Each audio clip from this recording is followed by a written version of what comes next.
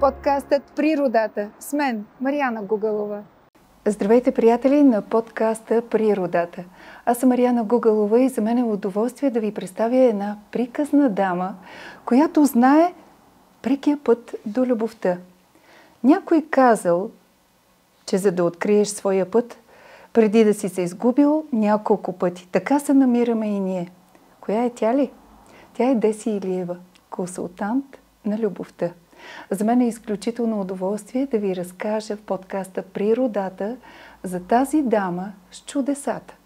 Моя оператор Георги Иванов ще бъде нашия мъжки партньор в събитието мъжко-женско присъствие. Благодаря ти, Георги. Благодаря ти, Деси. Добре си дошла. Благодаря ти, Марианче, за поканата в твоето прекрасно студио. Чувствам се невероятно добре. Радвам се, че най-накрая успяхме да осъществим тази среща, която отдавна сме запланували и очаквам с нетърпение да видя какво ще се случи. Аз очаквах отдавна твоя наръчник за откриването на партньора. Прекия път до любовта. Това е един от прекрасните дарове на Деси към всички нас, които търсим правилната формула към партньора. Деси, ти си писател, блогър, коучър, филолог, майка, чудесница, която всяка сутрин и вечер поднася информация от всичко това, което се случва в твоите консултации. Разкажи ни повече за теб самата. Аз съм консултант любов. Така съм известна на повечето хора. Това стана съвсем случайно. Бях попаднала в една ситуация в живота ми, където лично аз изживях голяма криза в взаимоотношенията с моя партньор. И видях, че явно нямам някакво познание ми липсва, за да отношенията ми с него са на ниво, което за мен е задоволително. И тъй като имахме лични проблеми с него, реших, че е добре да отида някъде, да се консултирам с някой, който да ми обясни къде греша. Защото хората винаги обвиняват партньора. В крайна сметка ние трябва да поемем и лична отговорност за нещата, които се случват в нашия живот. И така попаднах на едно обучение за консултанти и треньори по личностно развитие, за да разреша проблемите в собствения си живот. Не съм имала намерение да работя това нещо, но пък имах намерение да го завърша и да получа и сертификат. Когато дойде времето, за да ни дадат сертификати, нашата учителка каза: вижте какво, за да ви дам сертификат, вие трябва да направите 10 консултации безплатни с хора, които да станат в последствие ваши клиенти, евентуално, или които да ви препоръчат на други хора. И аз така бях много изненадана и даже и казах: аз се отказвам, и тя каза: да, доволно, ти няма да получиш сертификат. И в крайна сметка реших, че ще направя това нещо, 10 безплатни консултации, като нямах никакво очакване и по-скоро не вярвах, че някой би желал в последствие да работи с мен. Нямах доверие в себе си. Какво се случи обаче? Когато направих тези консултации, всички хора, които се бяха записали безплатно до мен, ме препоръчаха на свои приятели и всъщност аз станах консултант любов, не защото го бях планувала, а защото хората ме избраха. И от тогава до ден днешен аз нямам абсолютно никъде реклама, никъде не рекламирам себе си. Единственото нещо, което правя, това са ежедневните ми постове в Facebook страницата ми и всъщност оттам аз имам много последователи и хора, които се свързват с мен за консултации, хора, които ме препоръчват, и така във времето станах и консултант любов. За моя голяма радост, успешен консултант любов. А какво имам предвид под това? Че хората, с които работя, имат резултати в живота си. Подобряват качествата и взаимоотношенията с партньорите си, намират си партньори. На много сватби съм канена, което изключително много ме радва и всъщност чрез своята криза аз открих и своята мисия. Прекрасно представяне. Това е тя. Всяка сутрин и всеки обед ми поднася порция информация от ежедневните й консултации. Така я преследвам от години, защото дава отговори не само на мен, а и на много приятели. Природата е подкастът, в който си говорим за рода и природата. Деси, егоизъма не е типичен за нас хората, но ще ти задам въпрос. разглеждайки и четяйки твоята книга, ето, така, отварям 25-та, 35-та страница, получавах отговори в точния момент. Егоизъм ли е да обичаш себе си и оттам ли тръгват проблемите в партньорството? Егоизъм не е да обичаш себе си. Това е нещо изключително важно, което буквално спасява твоят живот. Защото когато ти обичаш себе си, ти се грижиш за себе си. Когато се грижиш за себе си, ти си удовлетворен, ти си щастлив, ти правиш добри избори. Тоест, това не е егоистично, защото ти го правиш за да заредиш себе си, а само от пълна чаша можеш да налееш в друга чаша. Когато ти си нула и когато си изчерпан енергийно и когато правиш всичко за всички останали, но никога нищо за самия себе си, ти накрая вече няма какво да даваш. Ти ставаш изчерпан и всъщност не можеш да помогнеш и на никой друг. А когато си удовлетворен, когато си щастлив, когато си напълнен, всички около тебе могат да черпят от това, което ти имаш и което ти можеш да им дадеш. Защото когато някой е една нула, той не може да даде на никой друг нищо друго. Всичко умножено по нула е нула. И когато хората дават, идва един момент, в който те изчерпват себе си и те рухват. И много често дори се разболяват. И тогава какво се случва? Всъщност ние ставаме абсолютно безполезни и за никой това не може да донесе нищо добро. Тоест, ние трябва да се погрижим първо за себе си, за да можем оттам да даваме и на другите. Благодаря ти за отговора. Точно така. Аз като фотограф много често виждам едно егоцентрично поведение в обелката. В днешно време хората залагат повече на обелката. Вярвам, че имаш всякакви клиенти, които залагат на обелката и тук-там е някакво съдържание. Тези хора проблемни ли са в партньорството? Интересно ми е да чуя твоето мнение. Ако под обелката имаш предвид външността, да. Тя е важна по-скоро за жената, но определено не може да разчитаме само на нея. Защото външността на жената отваря някои врати, но в крайна сметка по-важно е съдържанието, защото не можеш да разчиташ само на външността. Както мъжа, така и жената. Дори относно влюбването, ако разчиташ само на външността на някой и на флуидите, на тази база ти не можеш да градиш едни стабилни, добри взаимоотношения. Защото влюбването преминава и след това съдържанието е това, което всъщност е от голямо значение. И задържа хората да бъдат вече точните партньори. Точно така. В наше време жените все повече станахме темпераментни, независими. Това плюс или минус е, Деси? Какви са твоите консултации при жени, които имат проблем с партньора, че жената изкарва повече пари от мъжа? Това е много често срещано. Аз работя почти на 100% само с жени, които се справят сами финансово, които градат кариери, които са много образовани, които са много красиви, които се поддържат, които изглеждат изключително добре, но те са сами. И всъщност това никак не е лошо една жена да има финансова сигурност и стабилност, защото тя винаги трябва да знае, че единственият човек, на който ние може да разчитаме, това сме самите ние. Чудесно е, ако имаме партньор, който допринася, който може също да е финансово независим, но това не е достатъчно, защото ако в един даден момент ние останеме сами и не можем самите ние да се справяме, кой тогава ще ни помогне? Никой. Тоест, преди всичко жената трябва да може да е самостоятелна и оттам насетне вече да търси подходящия партньор, който да отговаря на нея. Аз мисля, че сол ключа в едно партньорство е наистина това, което казват. Всеки сам да бъде самодостатъчен, даваш за себе си и за партньора. Но често, както каза ти, Деси, аз го срещам при моите фотосесии, сами са жените. Смотано сами. Даже някой беше се изразил така. Биче на новия век това да бъдеш сам. Все по-често се виждат групи мъже сами, жени сами. Ще го кажа така. Трябва ли да го мериме кой колко изкарва, за да има това партньорство? Купуват ли се тези връзки между мъжа и жената? Често ми се случва да има диалог, в който да има споделяне и объркване в цялото това нещо, но за това има Деси Илиева, любовния консултант.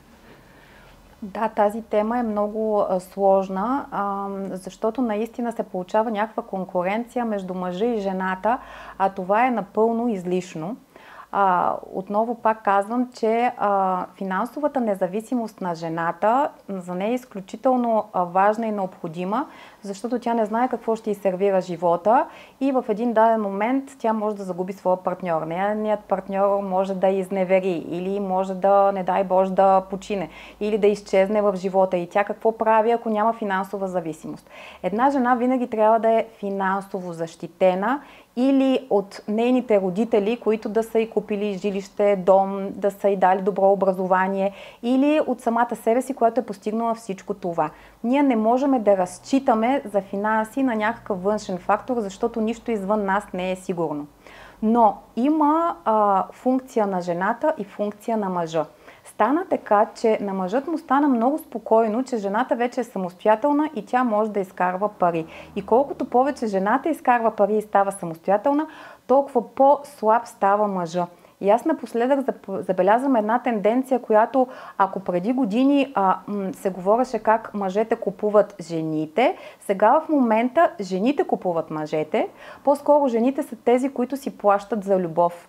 Жените са тези, които са самотни, жените са тези, които са успешни и само за да имат партньор до себе си, те са склонни да плащат за всичко, за живот, за екскурзии, за пътешествия, да дават дори джобни пари на мъжа, откъдето идва едно огромно объркване. За мен най-добре е всеки да си знае ролята и мъжът трябва да е в по-голяма част в своята мъжка енергия, именно да си знае какви са неговите функции като мъж. Както и жената да е по-скоро в нейната женска енергия и да знае какви са нейните функции като жена. Функцията на жената не е тя да защитава семейството и тя да е основният източник на доходи на семейството. Откакто свят светува, мъжът е този, който е излизал навън, за да ловува. Това, че жената се засили, това е единствено и само за нейна защита. Това не е за да защитава мъжа, за да помага на мъжа и за да тя да е гръб и опора на мъжа. И лошото е, че много мъже влезнаха в женската позиция и всъщност те очакват именно това от жената. Следващия ми въпрос беше свързан точно с това иерархията. Едно време, както го каза, мъжът отива ловува, подсигурява храната и защитава семейството. Жената е домакиня, но когато тя остане, изглежда децата, изучава ги. В днешно време пътешествието е трудно да се случи. Такова партньорство. Изгуби ли се женската енергия спрямо всичко това, което каза ти, Деска, мъжете да бъдат слабия пол или да срещаме все повече мъж в женска енергия?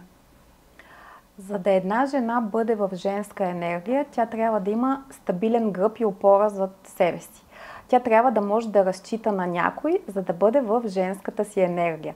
Когато обаче тя не може да разчита на някой, тя по неволя влиза в нейната мъжка енергия. По принцип, ние всичките имаме в себе си и мъжка и женска енергия. Добре е обаче жената да е в по-голяма част, в по-голям процент в женската си енергия, а мъжът да е в по-голям процент в мъжката си енергия. Какво обаче се случва?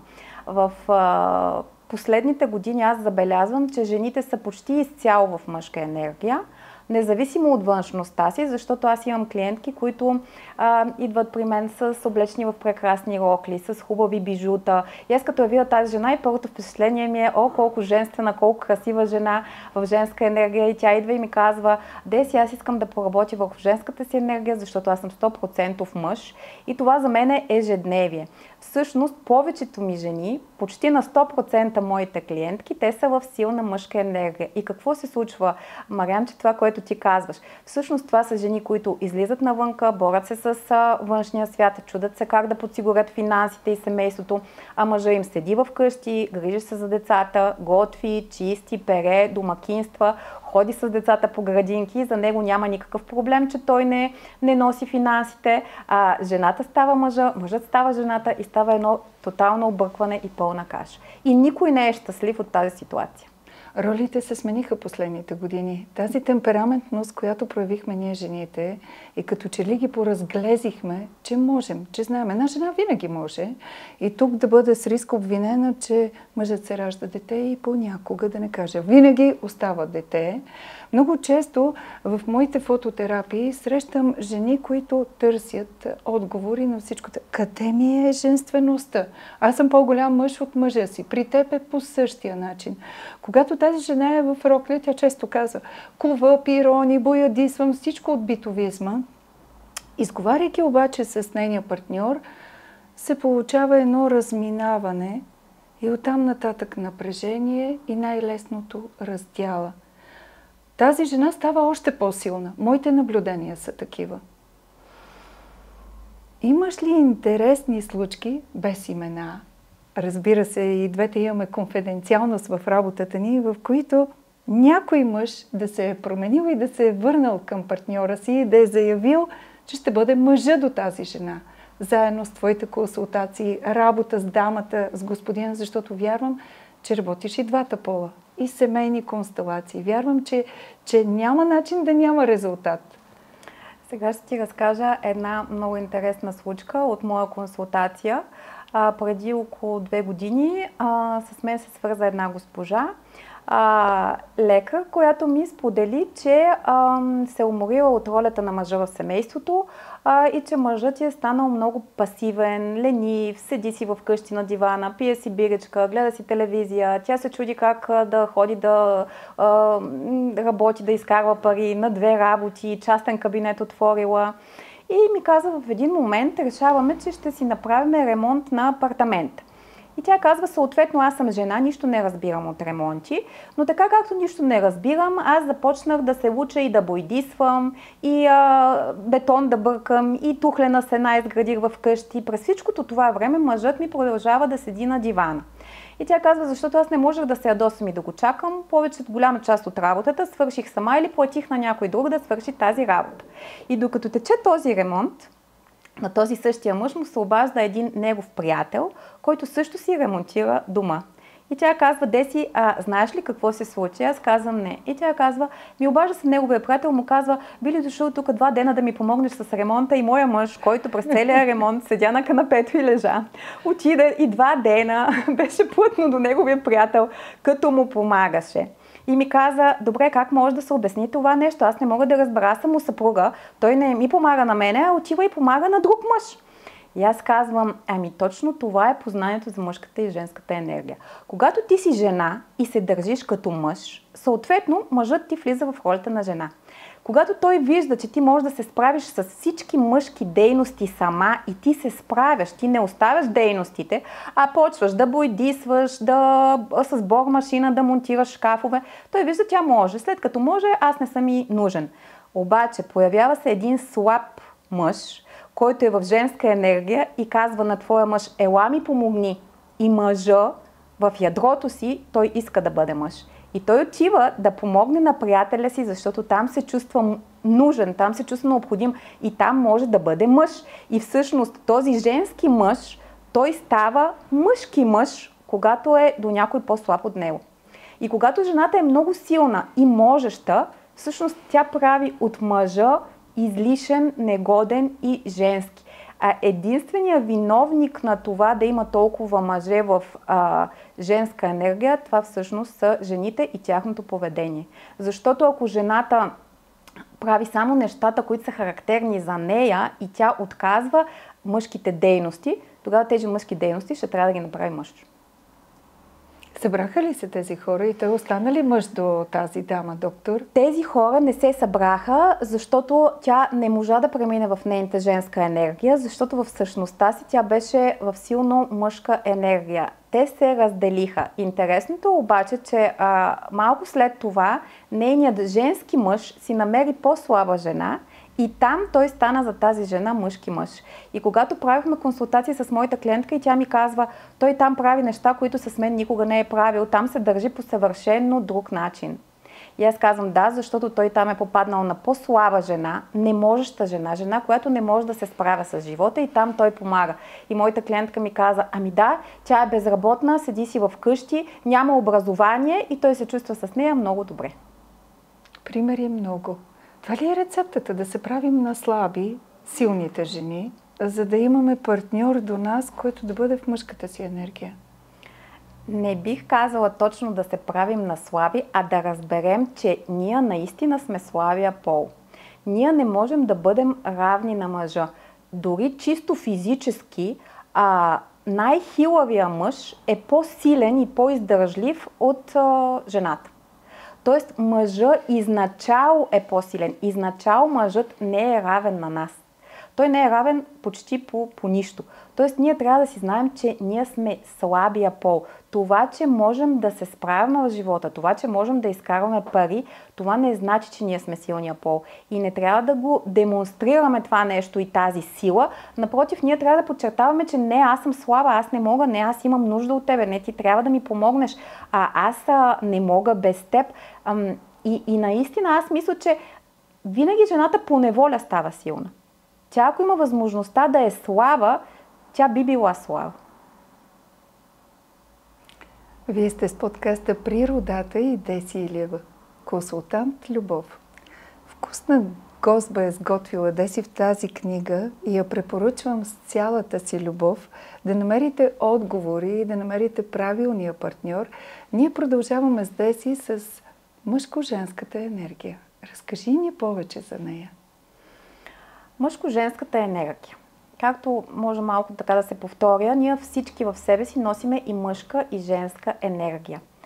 Но трябва да осъзнаваме, че когато сме жена, е добре осъзнато ние да се стремим да сме в повече женска енергия. По този начин само ние ще получим и така желания мъжки мъж. Защото почти всяка жена, независимо в каква енергия е, тя си мечтае за мъжкия мъж. И жените казват, аз не мога да го срещна, то мъжки мъже няма, къде са тези мъжки мъже? Не, то мъжки мъже има, но ти не можеш да ги срещнеш, защото и ти си мъж. А мъж с мъж няма как да направи нито семейство, нито връзка. Всъщност мъжът е отблъснат от мъжката енергия в жената. И дори един мъж да се влюби в една жена, когато той вижда, че тя му е конкуренция, това влюбване на него много бързо му преминава. А когато вижда в нея именно тази слабост, женската енергия, нейната доброта, нейната отдаденост, нейната радост, нейното щастие, тогава всъщност в него се засилва мъжката енергия и той иска да бъде защитник, да й докаже, че той може, че той ще й помогне, че той ще бъде до нея, когато види, че тя се нуждае от това. Когато обаче той вижда, че тя не се нуждае от това, той отива при жена, която се нуждае и съответно към силната жена пък се присламчва по-слабият мъж, който има нужда от опора, който има нужда някоя жена да го води, някоя жена да е силна, той да я подкрепя и така ролите се сменят. За ролите говорим. Често срещам, не само при фототерапия, а и по улиците, по-зряла жена с по-млад партньор и обратно. Бяхме свикнали често да срещаме по-зрял мъж на възраст с млада девойка. Какво правим след това, когато дойдат при теб на консултация, че нещата не стават? Разликата в годините, биологични, физични промени. Как им помагаш, Деси? Вярвам, че имаш такива случаи. Имам такива случаи. Между другото, даже именно вчера вечерта, когато си споменах, че трябваше да се обадя по спешност на моя клиентка, която е лекар. Тя е на 31 години и има връзка, забележи, с 60 годишен възрастен господин. Аз бях така доста шокирана от тази тяхна разлика във възрастта и понеже съм си говорила с нея и казвам, добре, ти си интелигентна, изключително добре изглеждаш, не искаш ли да си с мъж, който да е на твоите години или поне близко до твоите години? И тя ми каза, Деси, разбира се, че искам, но тези мъже, които даже мои колеги са на моите години, те се държат като деца.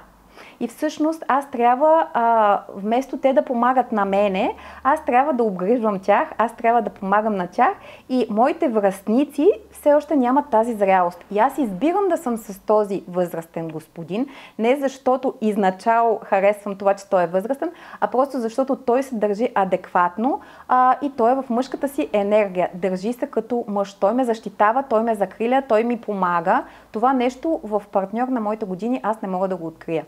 Иначе с удоволствие правила съм много опити да бъда с мъж на моите години, но те изглеждат сякаш са по-малки, сякаш те са мои деца. И всъщност това е една от причините, за да се случват тези разлики във възрастта.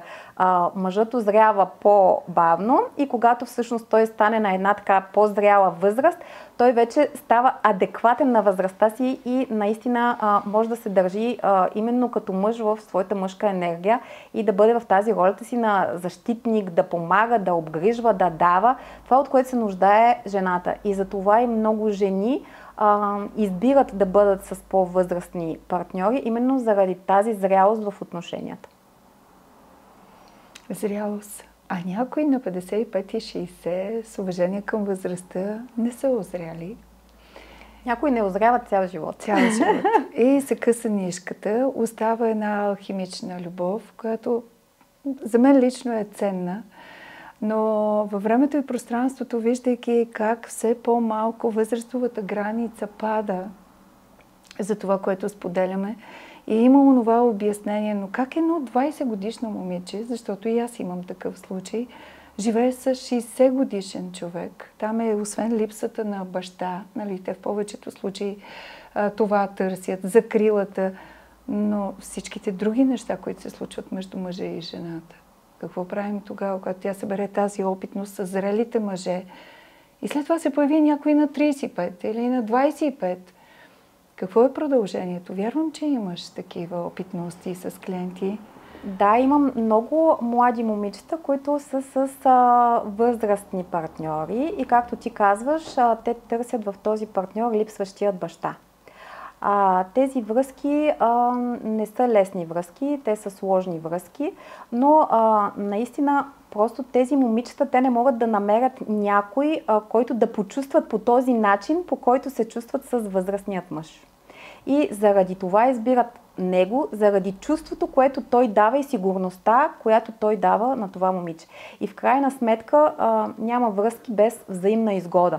Както възрастният мъж си купува по някакъв начин младостта чрез това момиче и валидира себе си, така пък и младото момиче получава бонуси на тези взаимоотношения, защото тя е обгрижвана, тя е в ролята често на дъщеря, на нея не се налага да прави кой знае какви неща, защото за нея има кой да се грижи.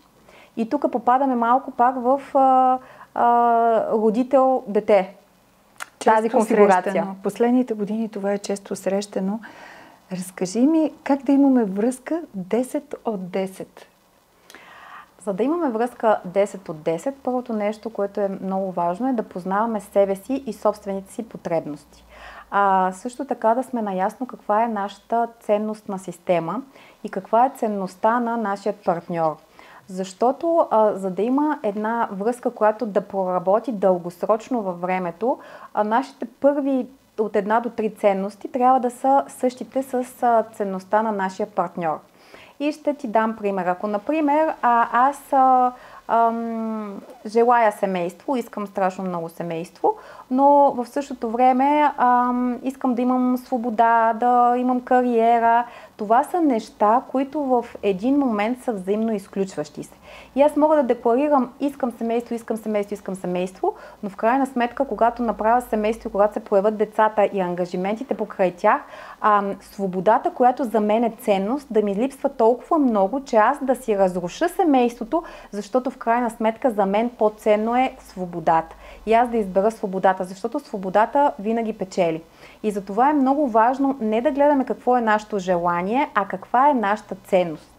Защото човек има в живота си това, което му е ценно.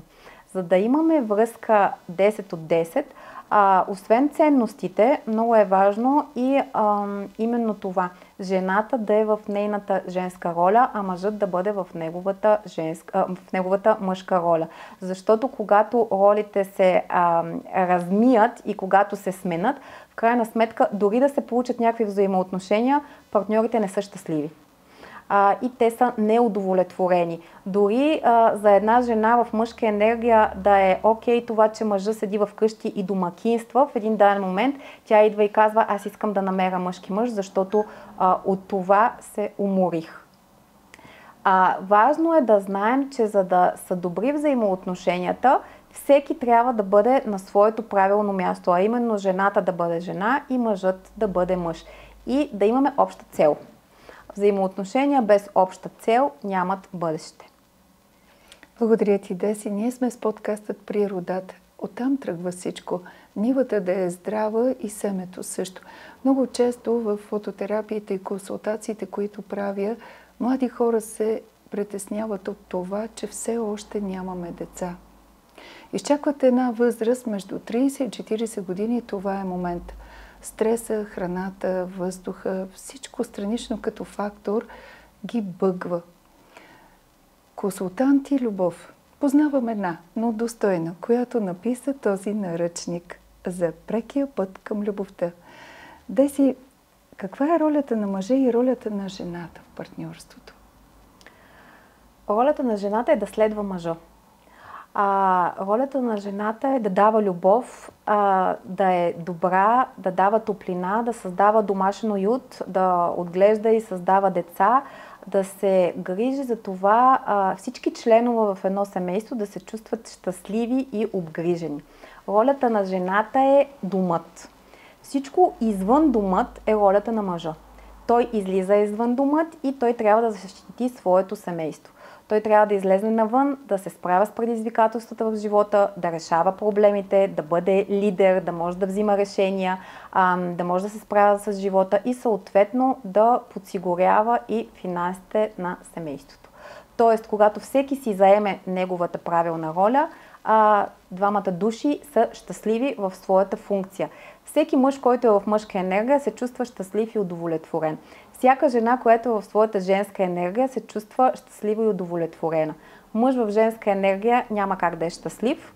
Дори обстоятелствата да са му удобни и комфортни, той в ядрото си се отдалечил от себе си, от същността си. Той се превърнал в една жена. Няма как това да му донесе бонусите на системата. Както и една жена, която е мъж. Много често аз работя с жени, които толкова дълги години са били в мъжката енергия, че накрая те се изтощават и те се разболяват. Защото стреса, предизвикателствата, борбата разболяват жената, защото това не е нейната функция.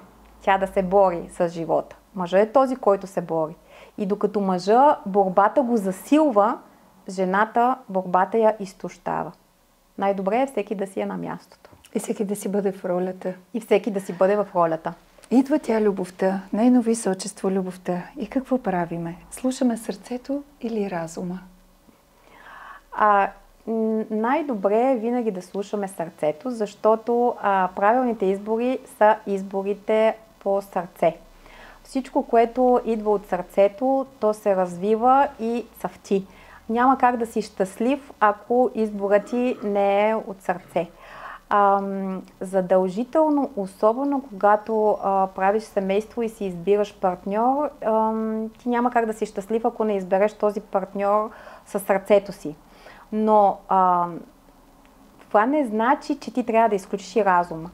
Защото ти можеш да обичаш един партньор, но в крайна сметка той да е наркоман, той да е алкохолик, той да те бие. Това значи ли, че ти трябва да продължаваш да го избираш със сърцето и да се надяваш, че този човек ще се промени и вие ще заживеете щастливо. В тези случаи любовта не е достатъчна.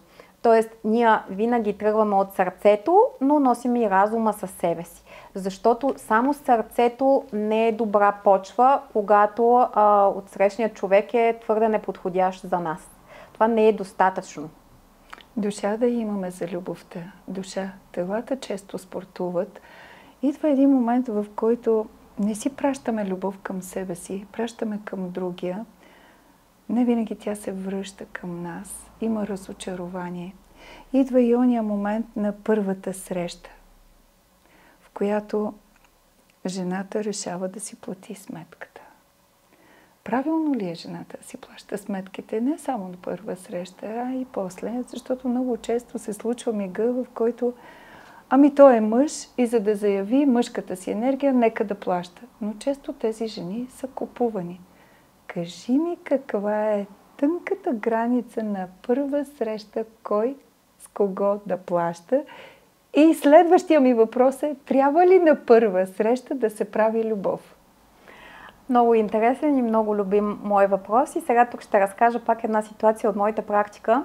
Идва миналата седмица една моя клиентка в кабинета ми и казва: Деси, миналата седмица срещнах един мъж, който ме покани на вечеря и аз бях толкова изненадана, за първи път в живота ми някой мъж ми подарява цветя. И каза, това много ми хареса като жест. Дойде човека с един голям букет с лалета, аз му благодарих и съответно се почувствах много специална и щастлива. И аз казвам прекрасно и тя казва, не, нищо не е прекрасно. Аз по този повод именно реших да направя консултация с теб, защото тук следва шок новината. И аз казвам, кажи какво? И тя казва, сядаме ние в ресторанта, на който той ме е поканил и вечеряме, при което идва сметката и той ми казва, понеже аз ти подарих лалета, сега ти ще платиш сметката. Наистина това е една така много интересна ситуация. Даже за мен беше неочаквана такава крайност. Забелязвам как много често моите клиентки ми споделят как мъжът прави някакъв малък жест и автоматично той иска жената да му върне нещо. Нали, ето аз ти давам цветя, но пък ти ще платиш сметката. Ето именно това е търговия. Когато аз правя нещо за тебе и очаквам ти да направиш нещо за мене и аз ти казвам, че имам това очакване от теб, да, тук ние търгуваме. А не е хубаво в взаимоотношенията да има търговия. В взаимоотношенията всеки трябва да даде 100% от себе си за връзката. Но това не е аз да ти купя лалета, пък ти да платиш сметката, нали? Аз ще ти купя лалета и по този начин ти показвам, че твоето присъствие ми е достатъчно, то ме радва. Аз плащам сметката, защото ми харесва да бъда с тебе, защото ми е приятна твоята компания, а не защото след това аз искам да си легна с тебе. И много често жените, аз имам и постове на тази тема, нали, аз казвам, в крайна сметка, вие струвате една пържола. Вие отивате на една вечеря, мъжа плаща една пържола с една шопска салата и с едни пържени картофи и вие се чувствате задължена, че трябва тази вечер още на мига сега вие да платите с тялото си. Това е всъщност форма на проституция. Мъжа може да те покани на много вечери и ти не си му длъжна с нищо. В крайна сметка, по етикет, когато познаваш етикета, ти трябва да си наясно, че независимо дали става въпрос за двама мъже, за две жени, за мъж или за жена, този, който кани на вечеря, е този, който плаща сметката. Ако ти си жена и поканиш мъж на вечеря и му каниш тази вечер, аз те каня на вечеря, тогава ти като жена ще платиш сметката, защото ти си поканила мъжа. Но когато мъж те кани, даже не е необходимо да си ровиш в чантата, нали сега дължа ли нещо. Необходимо е единствено да кажеш на мъжа, много ти благодаря за поканата, много ти благодаря за вечерта, изкарах си с теб чудесно и всеки тръгва по своя път. Ти не си длъжна за една пържола да спиш с някой, ти не си длъжна да делиш сметки 50 на 50, не, ти си поканена. И ако ти познаваш етикета, ти дори не би трябвало да предлагаш да поделяш сметка. Така ти разказваш практични и случващи се случки и моменти, но и аз съм човек, потребител на този живот с любов. Е имал момента, в който се чува другия път си ти. Има ли продължение след другия път? Знам, че е смешно. Естествено, че ще си платя сметката и на първия път, и на втория. А по-добре да бъда с приятелки, а не с мъж с женска енергия. Какво правим, ако някой каже другия път си ти? Отива ли дамата на среща с този човек отново, за да плати тя? Зависи от дамата, защото аз пак ти казах, че напоследък забелязвам, че много дами си купуват любов и тя не само ще отиде на другата среща и ще плати ресторанта, тя с удоволствие би платила един спа уикенд, с удоволствие би платила почивка на морето с този господин, само и само за да не бъде сама. И когато тя дълго време е сама и не си е намерила подходящ партньор, в крайна сметка тя си казва, ами ще плащам, защото иначе аз съм сама. Лично аз никога не бих повторила среща с мъж, който ми каже следващия път ще си ти. Както ти самата каза, нали, ако излизам с мъж, който ми харесва, аз излизам за да евентуално разбера, що за човек е партньора срещу мене и бих ли могла да продължа дългосрочно с него. Аз лично не бих могла да продължа дългосрочно с мъж, с който трябва да си делиме сметките за ресторанти, защото в крайна сметка, ако един мъж няма финансовата възможност да нахрани една жена, да я заведе на ресторант, аз не виждам как той ще направи цяло семейство с нея. Толкова много отговори. Консултант Любов, Деси Илиева. Често срещам, забелязвам и усещам любовни триъгълници. Хора, които са направили сделка с партньора си. Но им е хубаво, че имат и той, и тя някъде, откъдето получават това, което не е същото вкъщи. Вярвам, че имаш такива клиенти. Какви са решенията, Деси? Аз зная за себе си моето решение. Често не смея да давам съвет, защото избора е само на човека, който е в такава връзка. Знаем, че по правила Божии, но живеем в забързано време, хората намират, както го каза ти, плащат си, за да не са сами. Имат някои вкъщи, но вече няма диалога, отношението. Имат сделката и не могат да се разделят. А там някой отсреща дава и сърце, и разум. Смелост на мъжа ли или смелост на жената трябва да се изисква, за да има решение за тяхното щастие? За да има решение, отново, ако питаш мен, трябва да има финанси. Защото най-често съм забелязала, че тези любовни триъгълници съществуват именно защото жената е зависима от мъжа. Много трудно жена, която е финансово независима, която има собствено жилище, която има собствена кола, която има собствени доходи, би седяла до мъж, който и изневерява. Просто тя няма да има мотив да седи до този мъж. Няма защо да го прави. Повечето жени на над 90%, които са в любовни триъгълници, това е защото тя трябва да отиде на улицата и на улицата никой не я чака. Тя няма неин дом, обикновено няма семейство, което да я подкрепи, обикновено има дете, за което трябва да се грижи и обикновено няма дори професия. Или дори да има доходите, които тя има, не биха й позволили тя да си наеме жилище, не биха й позволили да плаща разходите по детето и тя няма избор. Всъщност, единствената свободна жена е жената, която има финансова независимост. Човекът, който има финанси, той може да взима и адекватните решения за себе си. Когато обаче ти си в такава позиция, че ти не можеш да си платиш ежедневните разходи за теб, за детето, за квартира, за дом, къде ще тръгнеш да вървиш? Тоест мъжът ти не да има триъгълник, ами да има цял харем, ти просто ще седиш и ще си нещастна.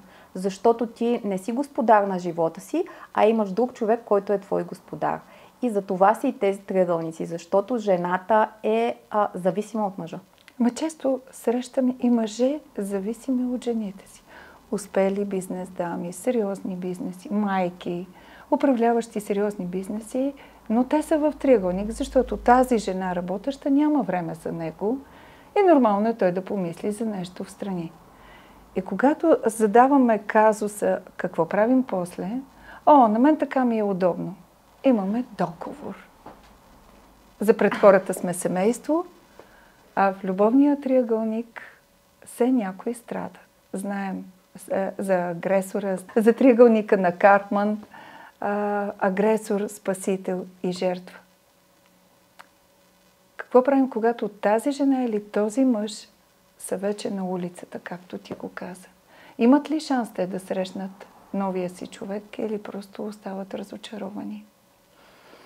Значи първо да започнем от първата част, където ти каза жена бизнесменка, на която всъщност, ето тя е финансово независима, мъжът ти започва да изневерява. тук има една абсолютно така съвършена логика и това също е много честа ситуация. Причината за това нещо е всъщност защото мъжът е в отношения с мъж. Тук в тази конфигурация този мъж няма жена и затова той изневерява с друга жена, защото той има нужда от женска енергия, която женска енергия неговата собствена съпруга просто не притежава. Неговата жена е станала мъж и когато тя е станала мъж и е поела функцията на мъж, той престава да гледа на нея като жена. И тук изневярата е нещо съвсем естествено. И да, на него му е комфортно с тази жена, удобно му е, защото тя не изисква нищо от него, а в крайна сметка той не гледа на нея като жена и той си намира друга жена, на която да гледа като жена. И дори между другото, ако тази втората жена е с много силна женска енергия, този мъж би развалил семейството си. Но единствено и само ако срещне жена в много силна женска енергия. Отново говориме мъжко-женската енергия да си бъде в мястото, да бъде в центъра. Ние сме интимни с мъжа и когато го имаме вече това с телата, готови ли сме за сериозна връзка? Връзката няма нищо общо с това с телата, затова повечето хора са на фаза секс и връзки няма. Повечето хора правят секс, всички правят секс, защото секса е на един клик разстояние. Даже си има такива приложения, където те са конкретно с тази цел. Запознанства с цел секс. Тоест секса не е връзка. Да не говорим, че психологията на мъжа е малко по-различна и той не се обвързва емоционално с жената, когато прави секс. И тук жените правят много голяма грешка. Те мислят, че когато мъжът прави секс с тях, той е емоционално обвързан. Не, мъжът може да прави с 50 жени секс и към никой да не чувства абсолютно нищо. Жената е точно обратното. Тя в мига, в който един път е била интимна с един мъж и тя вече това е мъжа на живота й.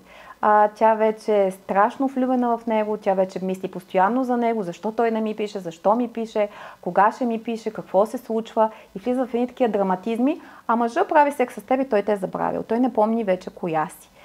Разликата в мисленето е огромна и това, което пропуснах да кажа за първата среща и кога да сме интимни, където ти ме пита в предишният въпрос, исках да ти кажа, че най-голямата грешка е бързата интимност. И ако ти искаш да градиш едни така сериозни отношения, бързата интимност няма да донесе абсолютно нищо за тези взаимоотношения. Колкото по-бавно се развиват и стават нещата, колкото по-бавно ние свикваме един с друг, колкото повече имаме време да се опознаеме, именно това би било добра основа за една хубава връзка. Това, че ще легнеш с някой, абсолютно нищо не значи. В повечето случаи значи, че той ще те блокира, защото аз ежедневно работя с такива момичета и после ще изчезне. Топло-студеното като присъствие и нарцисите, манипулаторите. В случая тук те нямат пол. И жените могат да бъдат нарциси и манипулатори. Все по-често се наблюдава, че се случва в комуникацията между двойките. Нарцистично поведение, което естествено отблъсква партньора. Една наранена жена или мъж от властна жена, и двете имаме подобни случаи, как да продължи напред с страх, с нова крачка, с пряк път към любовта в твоя наръчник. В твоя наръчник има много отговори. Кажи ми. Ние трябва да си избереме в този живот, искаме ли любов или не искаме. И когато целта е любовта, нас не трябва въобще по никой начин да ни интересува за пътя. В пътя може да имаме много премеждия, много препятствия, но когато крайната цел ти си я знаеш, че тя е любов, тебе нищо не би трябвало да те спре. Всички ние сме минали през любовни травми, всички ние сме били щупени, но ако ти затвориш сърцето си, гарантирано любов няма да откриеш. Тоест, винаги трябва да мислиш за крайната цел. Нищо не трябва да те спре до пътя към любовта. ти трябва да си убеден, че някъде там тя стои и те чака. И единственият шанс да не я откриеш, това е ти да се откажеш. И когато влезнеш в отношения с партньор, който силно те е травмирал, трябва да имаш в съзнанието си едно единствено нещо, че ако тази травма влияе на следващите ти връзки и дава такива последствия, това означава, че този партньор те е победил. А това не си струва някой друг да е победител в твоя живот. Струва си ти да си господар на живота си и ти да знаеш, че независимо от препятствията ти заслужаваш най-доброто. И независимо какви партньори си срещнал по пътя, в крайна сметка ще дойде подходящия за теб. Това е сигурно. Единствено няма да дойде, ако се откажеш. Точно така. Живота е любов и ние сме в него. Подкаста Природата. Деси Илиева, любовен консултант. Ще цитирам нещо от наръчника на Деси. Само 2 стъпки те делят до желаната цел. Първата е да прочетеш книгата на Деси Илиева, а тя е пряк път до любовта. А втората е задължително да я прочетеш, да повярваш и да действаш. Деси, изключително ти благодаря за споделените моменти, за твоята опитност, за това, че си изключително ценна и важна. В днешно време ние да получаваме едни невероятни човешки съвети и професионални, разбира се. Деси е инфлуенсър, блогър, филолог, майка, човек, приятел. Деси Илиева, любовен консултант в подкаста Природата. Благодаря ти, Деси.